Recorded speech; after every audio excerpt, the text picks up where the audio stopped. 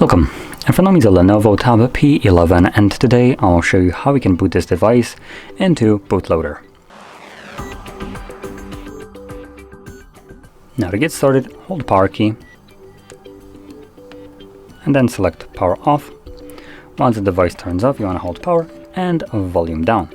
I'll also mention that for me I am plugged in with a cable, but this is simply just to charge the device and then nothing else. You don't need your device to be plugged in, you can do it unplugged as well. Now I will wait for one moment so it shows me battery level.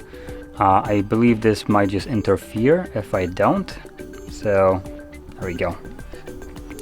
So let's hold power key and volume down once the device is off. Once you feel a vibration, you can let go of the keys, but apparently I let go of them a little bit too quick. So I'm just going to hold them once more. This should forcibly shut down the device. There we go, it just did. Vibration. And there we go.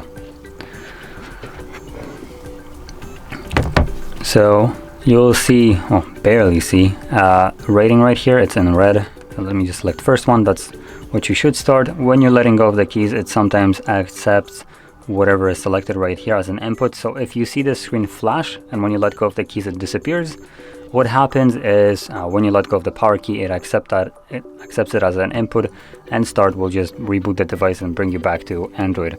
So if you see this happening, simply start holding those keys again and try to maybe let go of the buttons before you see this screen, but after you feel the vibration.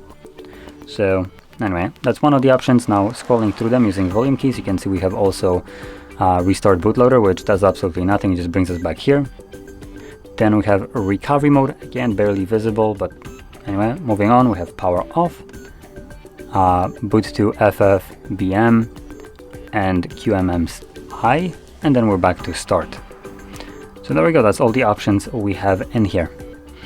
And I'm not sure if I mentioned it, but you accept these options, each one of them the same way, using power button. So because I want to start the device and go back to Android, I'll confirm this one, pressing power button. The device will now reboot.